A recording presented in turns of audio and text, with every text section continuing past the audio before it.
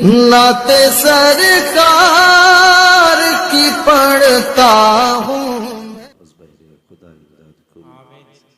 या शहीद करबला या दाफी करबो बला गुलरुखा शहजादा गुलगू कबा इमदाद को गौसे आज़म बमने बेसरो सामा मददे क़िबले ती मददे काबे ईमा मददे बगिरधा बे बला उफ्ताद कश्ती मदद कुन या मुईनुद्दीन चिश्ती क़ादरी नारे या गौसे आज़म ज़नम ज़म्ज़ शेख अहमद रज़ा ख़ान क़ुत्ब आलम ज़नम बलगल उला बिकमालिही कशफ़त दुजा बिजमालिही हसूनत जमीअ ख़िसालिही सल्लु अलैहि व आलिही। करूँ तेरे नाम पे जाँ फ़िदा न बस एक जाँ तो जहाँ फ़िदा दो जहाँ से भी नहीं जी भरा करूँ क्या करोड़ों जहाँ भी।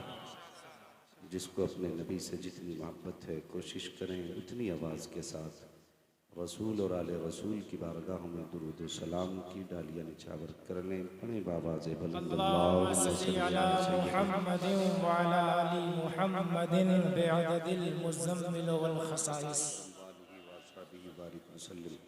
सलातो व सलामुन अलैका या रसूल अल्लाह सल्लल्लाहु तआला अलैहि वसल्लम।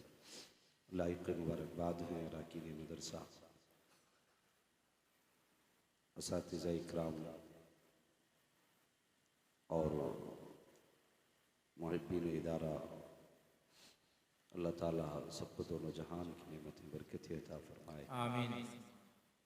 आज हम और आप इस वक्त इस महफिल में सर जोड़ के बैठे हैं।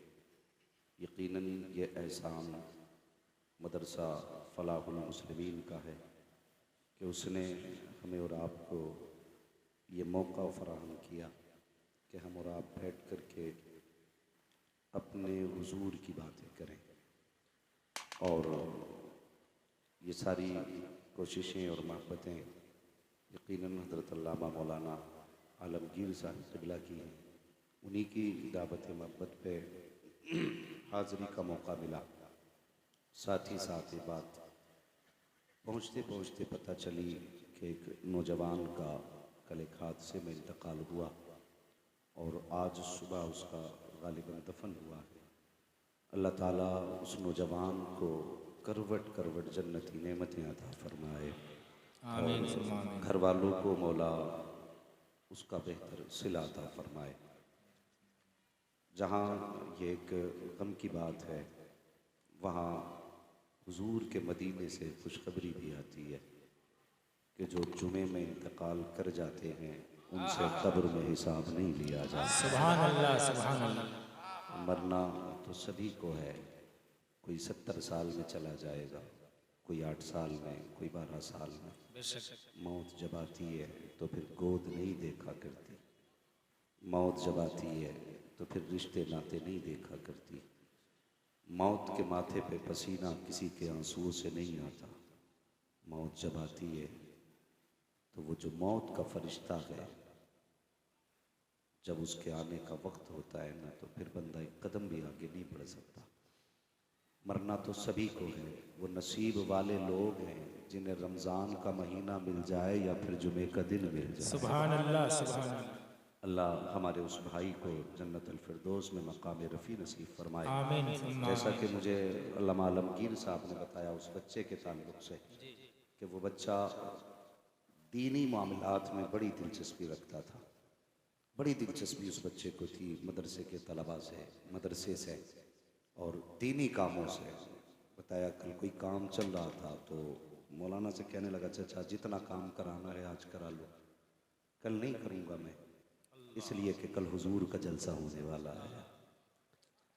भाई यकीनन मेरा ईमान कहता है ये जो दिन मौत के लिए मिला है ना ये मुस्तफ़ा की मोहब्बत के सदक़े में, सुभान अल्लाह, सुभान अल्लाह, मोहब्बत के सदक़े में मिला है। मरना ही तो है ही सभी को, उससे अच्छी मौत नहीं हो सकती जो जुमे के दिन आ जाए।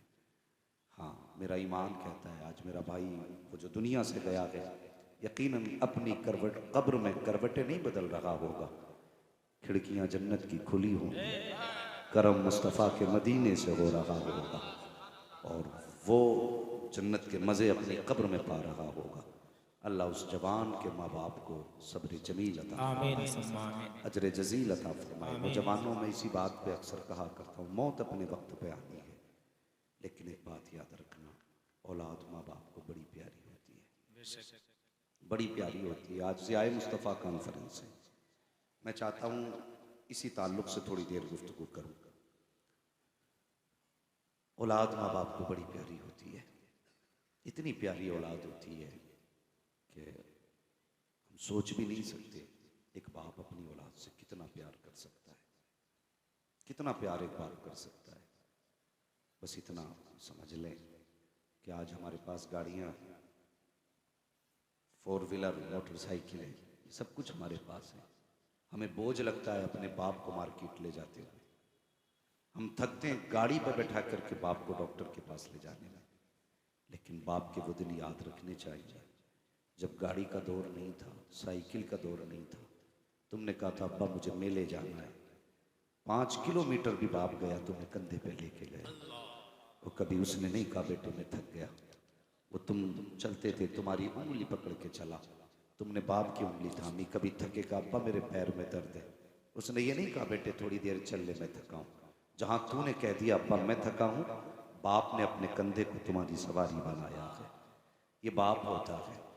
और हाँ, पढ़ने लिखने वालों, परदेश जाने वालों, तुमसे गुजारिश करूँगा परदेश जाके माँ बाप को ना भूलना, माँ बाप को ना भूलना। आज हमारी ज़रूरतें और हमारी ख्वाहिशात इतनी बढ़ गई हैं, इतनी बढ़ गई हैं कि हम पैसे और डॉलर और रियाल के लालच में अपने माँ बाप से दूर हो जाते हैं, माँ बाप से दूर हो जाते हैं। तुम्हें पता है, आओ तुम्हें एक बात बताऊँ, दुबई में बाप बेटों में किसी बात को लेके गुफ्तगू हुई, बाप कहने लगा अगर तू मुझसे अलग ही है ना तो मेरे हिस्से का खर्चा दे। सुनना अंदाज़े बयां मेरा बहुत शौक़ नहीं है, शायद कि उतर जाए तेरे दिल में मेरी बात, मैं कोई खतीब नहीं हूँ, बस दर्द दिल है जो आपके बीच लेके आया हूँ। मिंबर शरीफ पर ये अल्लाह वालों की जमात है, ये वो जमात है अगर हाथ उठा दे तो बेड़े पार हो जाते हैं, ये हुजूर के मेहमानों की जमात है। और मैं अक्सर कहता हूँ ये जन्नतियों की जमात है, हाँ ये जन्नतियों की जमात है। बस ज़रा गौर करें। तो बाप बेटों में किसी बात को लेके झगड़ा हुआ, नज़ा हुआ, अलहदा साझा हुआ। बाप ने कहा ठीक है तू मेरा खर्चा देगा, बेटे ने कहा मैं तुम्हारा खर्चा नहीं दूंगा। बाप की जिद थी मुझे खर्चा चाहिए। बात चलते चलते कोर्ट कचहरी तक पहुंची, जज के सामने बेटा भी आ गया, बाप भी आ गया, सुनना बहुत गौर से, बाप भी आ गया, बेटा भी आ गया, दोनों आमने सामने खड़े हुए, दोनों का अपना अपना वकील था। जज ने कहा बोलो शेख साहब तुम बोलो क्या मसला है। तो शेख साहब कहने लगे मुझे अपने बेटे से अपने खर्चे का जो मेरा खर्च है वो चाहिए, जो शरीयत ने मेरा हक रखा है इस पे। तो जज ने बेटे की तरफ देख के कहा भाई तू इस बात से मुत्तफिक नहीं। उसने कहा से पूछिए मेरे बाप के पास कमी क्या है। इसके पास होटल भी है, बंगले भी हैं, कई कई मकान भी हैं, कई सारे नौकर चाकर भी हैं, रोज़ की लाखों की इसकी इनकम है और मुझसे ही अपना खर्च मांगता है। मुझे इसने क्या दिया? कुछ भी नहीं। मुझे इसने क्या दिया? कुछ भी तो नहीं दिया और मुझसे ये खर्च मांग रहा है। जज ने बाप की तरफ देखा, क्या बेटे ने सच कहा? कहा हाँ इसने सच कहा। कहा फिर तू क्या चाहता है? उसने कहा मेरे पास सब कुछ है लेकिन मुझे इससे अपना खर्च चाहिए। कितना चाहिए? उसने कहा 1000 नहीं चाहिए, 2000 नहीं चाहिए, मुझे महीने में सिर्फ 1 दिरहम चाहिए। 1 दिरहम 1 महीने में चाहिए। उसने कहा लेकिन शर्त है मेरी, ये दिरहम लेके अपना नौकर नहीं भेजेगा, मेरे पोते को लेकर नहीं भेजे, ये दिरहम अपने हाथ से लेकर के मुझे देने के लिए आए, अपने हाथ से देने के लिए आए। अगर मैं ना मिलूं फिर वापस जाए, फिर लेकर के आए। का जब तक मैं ना मिलूं ये मुझे देने के लिए आता रहे। जब ये बात हुई जज ने फैसला कर दिया बेटे तेरी जिम्मेदारी है, बाप है इसका हक दे। उसने मंजूर कर लिया, फैसला हो गया। जब सब जाने लगे बाप को जज ने रोका, कहने लगा जज साहब ने कहा शेख साहब तुम्हारे बाप बेटे के मामलात में मुझे बोलने का हक तो नहीं था लेकिन बात समझ में नहीं आई। इतनी दौलत होने के बावजूद आपने महीने का खर्च 1 दिरहम रखा और वो भी कहा कोई नौकर लेके नहीं आएगा, सिर्फ मेरा बेटा लेकर के आएगा। का पूछना चाहता हूँ इस फैसले की हिकमत क्या है? बाप की आंख में आंसू आ गए। उसने कहा जज साहब ये मैं बताता हूँ। का जब इसने होश संभाला मेरी उंगली पकड़ के चला, जब जवानी तक रहा मेरे साथ चला, इसने जवानी की दहलीज को अबूर किया, मैंने इसका निकाह किया, इसने मेरे साथ खाना खाया, इसकी शादी हो गई, मेरे साथ रहा, इसको खुदा ने 3 बच्चे दिए, ये मेरे साथ बना रहा। जब 3 बच्चे हो गए एक दिन कहने लगा अब्बा अब खर्चे पड़ चुके हैं, अब मैं परदेश जाना चाहता हूँ। का जब इसने इतनी बात कही थी ऐसा था जज साहब जैसे किसी ने सीने में खंजर उतार दिया हो। जब बेटे ने दूर जाने की बात की थी तो ऐसा लगता था जैसे बिजलियां सी गिर गई हो।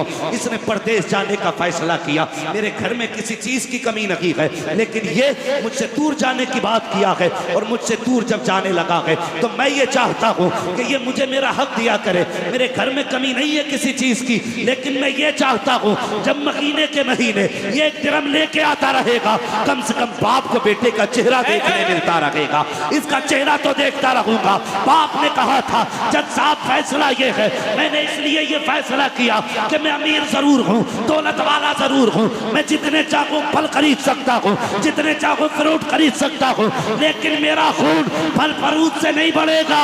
अगर मेरा खून बढ़ेगा तो बेटे का चेहरा देखने से मेरा खून बढ़ जाए। नारे तकबीर, नारे रिसालत, ज़ियाए मुस्तफ़ा कॉन्फ्रेंस, हजरत मुफ्ती हम्माद रजा साहब क़िबला, नारे तकबीर, नारे रिसालत।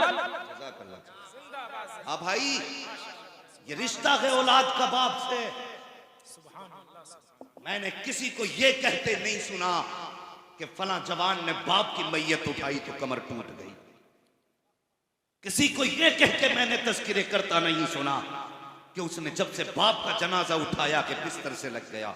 हाँ ये कई बार सुना है कि फला बाप ने जवान बेटे की मैयत उठाई तो कमर टूट गई है। जिस दिन से बेटे का जनाजा उठा है बाप दिमागी तवाजुन खो बैठा है। औलाद तुझसे गुजारिश है कभी बाप से जुदा ना होना, कभी बाप से जुदा ना होना। खुदा की कसम जो चाहो बाजार से खरीद सकते हो, जो चाहो। आज तो दिल भी बाजार में मिलता है, गुर्दे भी बाजार में मिलते हैं, आंख जो चाहो बाजार से खरीद लो, लेकिन माँ बाप का प्यार किसी बाजार में नहीं मिला करता, किसी बाजार में नहीं मिला करता। और खुदा की कसम ज़ियाए मुस्तफ़ा कॉन्फ्रेंस है, मुझे बता तो सही, मैं दावत फिक्र देता हूँ हर धर्म हर मजहब के आदमी को, मेरे हुजूर के खिलाफ भौंकने से पहले उनका किरदार देख। यही बाप था जिसे कल बाजार में बेचने पे बेटा फख्र करता था, जिसे बूढ़ा होने के बाद बाजार में बेच दिया जाता था। एहसान मान आमीना के लाल का, आज तेरी दाढ़ी की दुनिया इज्जत कर रही है तो तेरी उम्र का कमाल नहीं, ये मदीने वाले मुस्तफ़ा का कमाल है, हुजूर का कमाल है। ये उस नबुव्वत के चिराग की रोशनी है जो आज हर घर में बाप को इज्जत बख्श रही है। वरना वो दौर भी दुनिया ने देखा कि जब इसी ईरान की सरजमीन पर एक बाप को बेटा बेच करके फख्र महसूस करता था, बाप के इंतकाल के बाद मां को कनीज बनाया जाता था। खुदा की कसम हुजूर ने जमीन पर कदम रखा, बाप की बोली बाजार में लगती देखी। वो पैगंबर जो जानवरों को रोता हुआ नहीं देख पाया, वो इंसान की आंख में आंसू कैसे देख सकता था। हाँ भी ऐलान नबुव्वत भी नहीं किया मेरे हुजूर ने। खुदा की कसम 40 साल मेरे हुजूर ने अपने आप को मनवाया और 40 साल के बाद अपनी बात हुजूर ने मनवाई। 40 साल के बाद बात मनवाई। मुझे समझ में नहीं आता ये लोग किस एंगल से मेरे हुजूर को देखते हैं, वरना मैं इतना जानता हूं मेरे हुजूर को देखने वाले कम से कम ताज्जुब किया न खटा के देखें। आज जो तुम घर के अंदर इज्जत से महफूज हो ना, ये हुजूर का करम है, ये हुजूर का करम है। अल्लाह अकबर। मेरे हुजूर का किरदार देखो ना, अभी ऐलान नबुव्वत नहीं फरमाया, अरबाब मिंबर की सिर्फ दुआएं चाहिए। हुजूर ने भी ऐलान नबुव्वत नहीं फरमाया। सुनना, खुदा की कसम मोमिनों का हुजूर से ऐसा रिश्ता है जैसे जिंदगी का धड़कनों के साथ रिश्ता होता है। हमारा हमारे हुजूर से ऐसा रिश्ता है जैसे चांदनी का चांद से होता है, धूप का सूरज से होता है, दिन का उजाले से होता है। ऐसा रिश्ता हमारा हमारे हुजूर के साथ। आज एक एंकर को बोलते सुना, हैरत हुई। वो कहने लगी ये बच्चे देखो उपद्रव फैला रहे हैं। हाँ मैंने कहा तुम्हें ये बच्चे तो रोड पे नजर आए, लेकिन वो हुजूर के खिलाफ भौंकने वाले कुत्ते नजर नहीं आए। तुमने अभी नौजवान देखे हैं, खुदा की कसम ये कौम अपने नबी से इतना प्यार करती है, अगर जरूरत पड़ी 18 साल का जवान नहीं, 6 साल का बच्चा भी अपने सर से कफन बांध के निकलता नजर आए। नारे या रसूल अल्लाह, जिंदाबाद जिंदाबाद पाइंदाबाद, अल्लाह अकबर। हाँ, हम कई बार कह चुके हैं इस बात को, अगर अमन चाहते हो तो मेरे हुजूर की इज्जत से मत खेलना, ये फाइनल फैसला है। अगर सुकून चाहते हो तो मेरे हुजूर की इज्जत से मत खेलना। जब तुम ऐसी हरकतें करोगे तो याद रखना, गजल में आए तो मतले में काम कर देंगे, हमें जगाया तो नींदें हराम कर देंगे। हमारी जान हमारे हुजूर है, हमारा सुकून हमारे हुजूर है।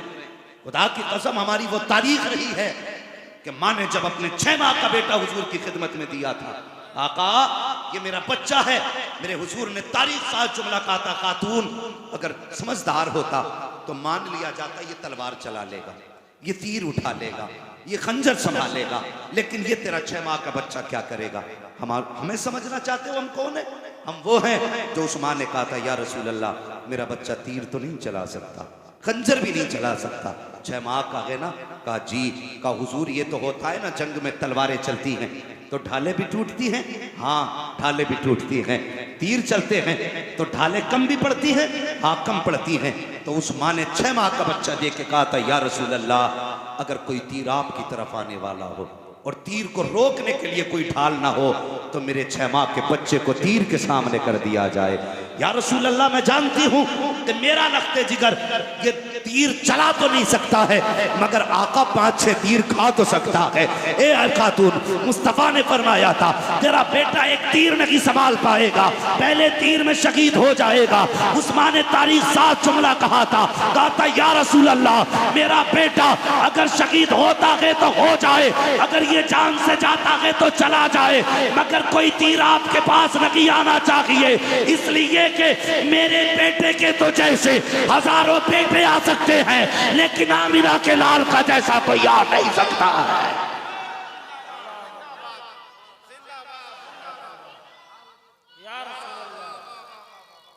जिंदाबाद पाइंदाबाद। हाँ, हम ये भी कहते हैं सब आतंकवादी नहीं है, ये कुछ लोग हैं जो हमारी आपसी मिल्लतदारी को बिगाड़ रहे हैं। हाँ ओ भाई, बस मैं ये अर्ज करना चाहता हूं, मेरे हुजूर का किरदार देख, क्या इज्जत थी बाप की, क्या वकार था बाप का। यही मक्के की जमीन है, मेरे हुजूर मक्के की गलियों में टहल रहे हैं। अभी ऐलान नबुव्वत भी मेरे हुजूर ने नहीं फरमाया है। खास मेरे हुजूर की निगाह पड़ी ना तो एक जवान बाप का गिरबान पकड़ के खींच रहा है। जिसका गिरबान पकड़ा उसके चेहरे के बाल सफेद हैं, जिसने पकड़ा है वो कड़ियल जवान है। मेरे हुजूर करीब गए, जाने के बाद आपने फरमाया जवान मामला क्या है, तू इसको क्यों खींच रहा है। जब इतनी बात कही है उसने कहा था तुम कौन हो, क्या मामला है। ये हमारे आपस का मामला है, तुम चले जाओ। मेरे हुजूर फरमाते बता तो सही ये कौन है तेरा, इसे क्यों बाजार में घसीट के लाया है। इससे पहले कि बेटा कुछ बोल पाता बाप की चीख निकल जाती है। उसने रो के कहा ये बेटा है, मैं बाप हूँ। इतना सुनना था, नबुव्वत के चेहरे पे जलाल के आसार नजर आए। मेरे हुजूर ने नबुव्वत वाला हाथ उठाया और जवान बेटे के हाथ पे यूं मार के बाप का गिरबान छुड़ाया। छुड़ाने के बाद कहा अब पता बात क्या है, क्यों इसको बाजार में घसीट के लाया है। जब इतनी बात कही है तो जवान कहता है मुझसे ना पूछो, इसी से पूछो, ये मेरा बाप लगता है। जब हुजूर ने बूढ़े की तरफ निगाह की, तू बता बात क्या है। उसने कहा आने वाले और महजबीन और हसीन बता तो सही, आज तक मक्के में कोई ऐसा शख्स नहीं देखा जिसने किसी गरीब की हौसला अफजाई की हो, जिसने किसी मजलूम की मदद की हो। बता तो सही तेरा नाम क्या है, तू कहाँ का रहने वाला है, तेरा रिश्ता क्या है इस शहर से। मेरे हुजूर ने कहा था कि मेरे बारे में मत पूछ, पहले तू बता तेरा क्या मामला है। उसने कहा मैं इसका बाप लगता हूँ, हूँ। जब तक मेरे पास कमाई रही, ये मेरी कमाई खाता रहा, मुझे घर में रखता रहा। जिस दिन से कमाई खत्म हुई है, बस ये मुझे एक नजर देखना नहीं चाहता है, मुझे बेचने बाजार में लाया है। जब इतनी बात हुजूर ने सुनी है, सरकार फरमाते बता तो सकी क्यों इसे बेचने के लिए बाजार में लाया है। जब इतनी बात मेरे नबी ने कही है, जवान ने कहा कि इसे बेच करके मैं कुछ पैसे हासिल करूंगा, उससे जिंदगी गुजारूंगा। मेरे हुजूर ने अपना हाथ जवान के सीने पे मारा, फरमाया नादान, तुझे क्या लगता है इसे बाजार में बेच के अमीर बन जाएगा, इसे बाजार में बेच के दौलत वाला बनेगा। सुन, अगर अमीर बनना चाहता है इसे बाजार में न बेच, इसे अपने घर लेके चला जा। इसको घर ले जाने के बाद इसकी खिदमत कर, इसे बेच के अमीर नहीं बनेगा। अगर ये राजी हो गया तो जब दुनिया सो जाएगी, ये रात के सन्नाटे में अपने भागने वाले हाथों को उठाएगा, दरसने वाले होठ खोलेगा और रो के कहेगा, ए मेरे मालिक, मेरे बेटे के इल्म रिस्क में बरकतें दे दे। आका फरमाते हैं, इतना अमीर तुझे बाजार की दौलत नहीं बना सकती है जितना अमीर तुझे तेरे बाप की दुआएं बना सकती है। सुभान अल्लाह। नारे तकबीर, नारे तकबीर, नारे रिसालत, नारे रिसालत। मुफ्ती हम्माद साहब क़िबला, मुफ्ती हम्माद साहब क़िबला, नारे। हुजूर आप ना होते तो हम कहीं के ना थे। हाँ, ये इज्जत बाप को मिली है ना, मेरे मुस्तफा की जिया से मिली। ये हुजूर की आमद की आज रोशनी है जो बापों की इज्जत सलामत। मैं इन बापों से भी दो बातें कह लूं, अगर तुम्हें इज्जत हुजूर के सदक़े में मिली है तो फिर बताओ हुजूर की सुन्नत चेहरे पे कब सजाओगे। कब्र में पैर लटक गए, अभी हमारे शौक पूरे नहीं हुए, हमें सुधरने के लिए कोई और उम्र आएगी। आज जो इज्जतों की महराज है ना, ये तेरे मूछ के बल पे नहीं है, मदीने वाले की आमद की वजह से। अगर तुझे लगता है हुजूर के आने से इज्जत मिली है तो आज ले उनकी पनाह, आज मदद मांग उनसे, कल न मानेंगे कयामत में अगर कम से कम चेहरों पे दाढ़ी सजा लो। और जानते हो बूढ़ों की क्या इज्जत थी, बाजार में बेच दिए जाते थे बूढ़े। मेरे हुजूर ने फरमाया, जिसने मेरी उम्मत के सफेद दाढ़ी वाले की इज्जत की, गोया उसने मदीने वाले मोहम्मद की इज्जत की है। सुभान अल्लाह, सुभान अल्लाह। इतनी इज्जत हुजूर ने दी तो कम से कम चेहरों पे दाढ़ी सजा लो, चेहरे पे दाढ़ी सजा लो। ये बोझ वाली चीज नहीं है। जवानों में तुमसे भी कहता हूं, हुजूर की सुन्नत सजा लो। आज ना अगर कह देना आगे चेकिंग हो रहा है हेलमेट का, तो नया खरीदेगा और उसमें 2.5 किलो वजन लगभग होगा, उसे रखेगा सर। किस लालच में 600 रुपए ना चले जाए, पुलिस पकड़ लेगी, चालान करेगा, इसलिए 2.5 किलो का हेलमेट रखने तैयार नहीं। कब्र में फरिश्ते पकड़ेंगे तो चालान नहीं करेंगे, रिमांड पे लेंगे। सुन, मैं बताता हूं, रिमांड पे लेंगे। और उनकी रिमांड ये नहीं 2 पट्टे मार लिए पानी पीने बैठ गए। पूछो इन उलमा से, एक गुर्ज मारेंगे 70 गज जमीन में घुसेड़ देंगे। नाखून इतने लंबे होंगे, यूं गाड़ेंगे, फिर उठा के ऊपर रखेंगे, फिर मारेंगे। बता, ये बैत करने पड़ेंगे या कब्र के गुर्ज करने पड़ेंगे? फैसला कर, तेरी मर्जी है। उलमा का काम बताना है, मनवाना नहीं है। मानता वही है जिसे खुदा तौफीक देता है। बेशक हम पुलिस से बचने के लिए 2.5 किलो का हेलमेट रख लेते हैं, फरिश्तों के मार से बचने की कोई फिक्र नहीं है। अल्लाह तौफीक देना तो ये चंद गिराम की दाढ़ी रख लो, दाढ़ी रख लो। तुम नहीं सोचते ये दाढ़ी क्या है, जाना नहीं, खुदा की कसम ये दाढ़ी जो है ना, अगर रख के कफन में लिपट जाओ तो फिर कोई मैयत पे हाथ उठाए ना उठाए, तेरी दाढ़ी तेरे कब्र में तेरे काम आएगी। सुभान अल्लाह। कब्र में काम आएगी। और कितना काम आएगी, उलमा फरमाते जब उतारा जाता है ना कब्र में, कब्र के अंदर, फरमाया अगर बंदे की दाढ़ी में एक भी बाल सफेद है तो कहते हैं फिर कब्र के अंधेरे की फिक्र ना करना, फिक्र ना करना। ये रातों रात जागना किसके लिए? कब्र में उजाला हो। सेठ जी ने लाखों रुपए गरीबों में बांटे, कब्र में उजाला हो। गरीबों को एक तरफ से बैठा के लंगर चलाए, कब्र में उजाला हो। और भाई अगर इतना ना कर सके चेहरे पे सफेद बाल सजा के ले जा। अल्लाह अकबर फरमाया गया जिस शख्स के दाढ़ी में एक बाल भी सफेद होगा जब कब्र में उतारा जाएगा, तख्ते लगाए जाएंगे, कब्र का अंधेरा घेरेगा, अल्लाह उस एक बाल को इतना रोशन कर देगा, इतना रोशन कर देगा जैसे कब्र में उसकी चांद उतर आया हो। सुभान अल्लाह, सुभान अल्लाह। उजाला हो गया कब्र में। और आगे बढ़ो, यहां तक फरमाया गया जब बंदा दाढ़ी सफेद लेके कब्र में जाता है तो रब फरमाता जब किसी बंदे की दाढ़ी सफेद हो जाती है तो मुझ खुदा को उस बंदे से हया आती है, हया आती है। एक बुजुर्ग का विसाल होने लगा, उन्होंने बच्चों को बुलाया, कहने लगे बेटे मैंने हुजूर की हदीस पढ़ी जिसके बाल सफेद हो जाते हैं दाढ़ी के, अल्लाह उससे हया फरमाता है। मेरे बेटे मेरी दाढ़ी तो सफेद ना हो सकी, अगर काली दाढ़ी लेके मर जाऊं ना तो कम से कम आटा लगा के सफेद कर देगा। हाँ मुतलकन है ना, उम्र की कैद नहीं, नजले की कैद नहीं, मुतलकन है। जिसकी दाढ़ी सफेद कब्र में जाए अल्लाह उससे हया फरमाता है। बहुत बड़े मुहद्दिस है, कहने लगे बेटे इंतकाल हो जाए मेरी दाढ़ी को आटे से सफेद कर देना ताकि अल्लाह मुझे उस सफेद बालों के बदले में बख्श दे। अल्लाह अकबर, बेटों ने वैसा ही किया। बेटों ने बाप की दाढ़ी में आटा लगाया, कब्र में उतारा। अगले दिन फरिश्तों ने उन्हीं बुजुर्ग को ख्वाब में देखा, कहा बताओ तो सही कब्र में कैसी गुजरी। उन्होंने कहा बख्शा गया। कहा कैसे बख्शे गए? कहने लगे कोई अमल का तो पता ही नहीं चला, लेकिन इतना पता है जब कब्र में पहुंचा दाढ़ी पे आटा लगा था। रब ने पूछा बता ये क्या करके आया है?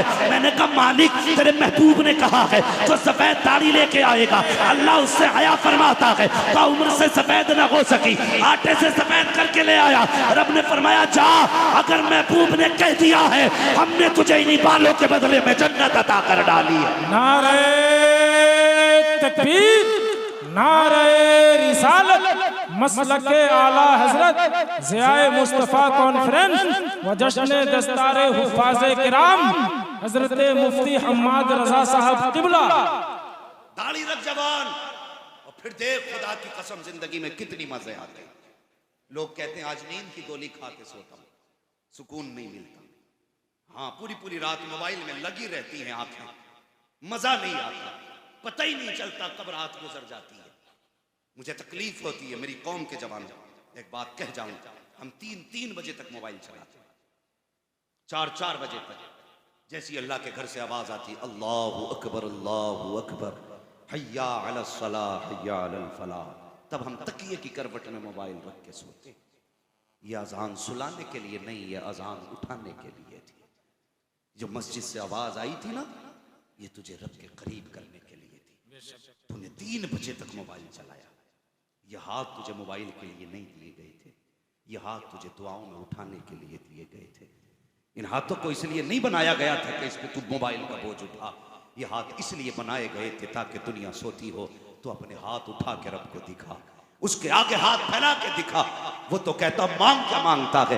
हमने मांगा तो कहा मालिक मोटरसाइकिल दे दे। वो कहता है नादान तू मोटरसाइकिल मांग रहा है, मैंने तो तुझे जन्नत का ताज देने के फैसले कर रखे हैं, तूने मांगा भी तो क्या मांगा है? कहता मालिक 2 मंजिल मकान बनवा दे। मशीयत का नकीब कहता नादान क्या मांग रहा है? तू 2 महल मकान, तू 2 मंजिला मकान मांग रहा है। रब ने तो फैसला कर दिया है मैं इसे जन्नत के महलात दूंगा। रब से हमने मांगा तो क्या मांगा? हमने कहा या अल्लाह खूबसूरत बीवी दे दे, हमने कहा अच्छी जिंदगी दे दे। क्या ही अच्छा होता कभी कहा होता। मालिक अपने खौफ से तड़पने वाला दिल दे दे, अपनी याद में रोने वाली आंख दे दे, अपने महबूब के इश्क में तड़पने वाला जिगर दे दे। अगर इतना मांगा होता खुदा की कसम तो बेचैनी नहीं होती, बेकरारी नहीं होती, नींद की गोली की जरूरत नहीं थी। 3 मरतबा दुरूद पढ़ लेता, तेरा दिल भी सुकून में हो जाता, जिस्म भी सुकून में हो जाता।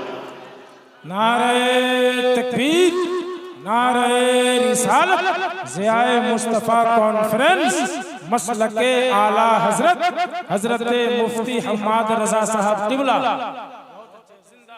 हाँ जवानों उठो, अब वक्त बदल रहा है। लोग कहते मौलाना ताबीज दे दो बरकत नहीं हो रही। सुने मेरी बात, बुरा तो नहीं लग रहा है? जितने लोगों को बुरा लग रहा है वो हाथ उठा के बता दे माशाअल्लाह। मगर फिर भी सुन ले, मैं आईना हूं दिखाऊंगा दाग चेहरे के, जिसे खराब लगे सामने से हट जाए। बस सुने मौलाना बरकत नहीं हो रही। एक बात बता, दिल पे हाथ रख के, माँ बहनें भी बैठी हैं, तुम भी सुनो और तुम भी सुनो, दोनों लोग सुनो। जो घर में आटा गूंद रही है वो पक्की बेनमाजी, जिसने मसाला पीसा वो बेनमाजी, जिसने चूल्हे में आग जलाई वो बेनमाजी, जो कमा के लाया वो पक्का बेनमाजी, जो बनाने बैठी उसे दुरूद पढ़ने का मौका न मिला, जो खाने बैठा उसे बिस्मिल्लाह पढ़ने का मौका न मिला। बताओ बरकत कहाँ से आएगी? बरकत कहाँ से आएगी? लोग कहते हैं मौलवियों की तकरीरों का असर नहीं, इतना कहते हैं कभी नमाज में कोई जाते ही नहीं। तुम्हें पता है मर्दों की बेनमाजी होने में औरतों का हाथ है। आप कहेंगे बड़ा अजीब मौलवी है, इसने तो नमाज तक को औरतों से जोड़ दिया। सुने, एक खातून ने सुना कि मर्द की कामयाबी में औरत का हाथ होता है। ठीक है, वो कहने लगी चलिए मेरा शौहर 5 वक्त नमाजी है, कभी तहज्जुद भी नहीं छोड़ता। सुने सारे लोग, तहज्जुद भी नहीं छोड़ता, तो मैं देखती हूं क्या इसकी नमाजों में मेरी नमाजों का हाथ है। उसने एक दिन ना 5 वक्त की पूरी नमाज नहीं पढ़ी और ईशा के वक्त खाना शौहर को खिलाया। तो वो शौहर जो रोज तहज्जुद में उठता था आज फजर में भी नहीं उठा, फजर में भी नहीं उठा। औरत फजर के बाद गई, उसने कहा उठ, उसने कहा क्या कर लूंगा उठ के, मेरी नमाज छूट गई। अब मुझे ऐसा नहीं लगता मैं जिंदा हूं, मुझे लगता है मैं मर चुका हूं, मेरी एक वक्त की नमाज कज़ा हो गई। औरत की चीख निकल गई, रो के कहने लगी इसमें तेरा कसूर नहीं मेरा कसूर है। कहा क्या? कहा आज तक मैंने जब भी रोटी खिलाई तुझे 5 वक्त की नमाज अदा करके, रोटी बनाई मुस्तफ़ा पे दरूद पढ़ के, मैंने एक दिन नमाज न पढ़ी तो तेरी फजर कज़ा हो गई। मुझे बता अगर एक दिन औरत खाना बिना नमाज के बना दे तो शौहर की तहज्जुद और फजर दोनों कज़ा हो जाती है। जिस घर में मुद्दतों मुसल्ला ही नहीं बिछता हो उस घर में मर्द नमाजी कैसे बनेंगे? जरूरी है अपनी घर की औरतों को नमाजी बनाओ। अगर औरतें नमाजी हैं तो तुम्हारी जिम्मेदारी है शौहर से कि रोटी बाद में मिलेगी, 5 वक्त की नमाज का हिसाब पहले लिया जाएगा। हम नहीं जानिए फिर नमाज कैसे नहीं पढ़ते। बंद कर दो ना रोटी, रोटी बाद में मिलेगी, 5 वक्त की नमाज पहले पढ़ के दिखा, फिर देख खुदा की कसम बरकतें कहां से होती हैं। और दूसरी बेबरकती की बात कहते हैं मौलाना बड़ी मेहनत करता हूं, 10 बजे जाता हूं, रात के 12 बजे आता हूं, बिजनेस में कोई काम में बरकत नहीं। सुने जरा भाई, सुने आप और गौर से सुने और सारे लोग सुने, उनसे मेरी गुजारिश है इस बात को सुने, इंशाअल्लाह काम देंगे। अल्लाह अकबर। कहते हैं बड़ी मेहनत से काम करते हैं, 10 बजे जाते हैं, थक जाते हैं, लेकिन बरकत नहीं होती है, हाथ में पैसे ही नहीं रुकता। तुम नहीं जानते मेरे हुजूर ने हाथ उठाए, कहा या अल्लाह मेरी उम्मत के सुबह के वक्त में बरकत अता फरमा, मेरी उम्मत के सुबह के वक्त में बरकत अता फरमा। हुजूर ने उम्मत के लिए सुबह के वक्त में बरकत मांगी थी। अब मैं इस उम्मत से पूछना चाहता हूँ, तुम्हारी आंख 10 बजे खुल रही है, जो बरकत का वक्त था वो तो खाली जा चुका है, तुम तो सोते रह गए थे। जब नेमत बट रही थी तब तुम चादर ओढ़ के लेटे थे, जब रिज़्क बट रहा था तब तुम आराम की नींद सो रखे थे। मुस्तफा ने कहा था या अल्लाह मेरी उम्मत के सुबह के वक्त में बरकतें अता फरमा। अगर बिजनेस में बरकत चाहते हो तो ईसाइयों का तरीका छोड़ो, यहूद व नसारा का तरीका छोड़ो, ये फैसला करो हम 10 बजे मार्केट रखी खोलेंगे, जैसी फजर की अजान होगी आँख खोलेंगे, सीधा रब के घर में जाएंगे, पहले सजदा करेंगे, उसको मनाएंगे, फिर सीधा बिजनेस पे जाएंगे। जब तेरा ये अमल होगा तो रब कहता जा तूने मुझे सजदा करके मुझे राजी कर लिया है, अब मैं रिस्क दे करके तुझे राजी करने वाला। सुभान अल्लाह, अल्लाहु अकबर, या रसूल अल्लाह, जिंदाबाद। तो जवानों उठेंगे फजर में, बोलो इंशाअल्लाह। जो फजर में नहीं उठते हैं वो तबाह कर दिए जाते हैं। सीधी सच्ची बात है, मुझे जन्नत बांटनी नहीं आती, ये कड़वी सच्चाई है। हम सोते रह गए 10 बजे तक। आज से मुसलमान होना तो दुकान सुबह में खोलना, इसलिए कि हुजूर ने उम्मत की बरकत की दुआ सुबह के वक्त में की। और हुजूर अगर कह दें तो चांद 2 टुकड़े हो जाते हैं। होता है कि नहीं? बोलो, जिनका अकीदा वही बोले। हाँ, वरना अख्तर काशिफ साहब ने बहुत बड़ा शेर कहा था। हाँ, बस मैं उस शेर को ना पढ़ के बात आगे बढ़ाऊं, वक्त बड़ी तेजी से गुजरता जा रहा है। वक्त बड़ी तेजी है। अगर हुजूर कह दे तो डूबा सूरज पलट आता है।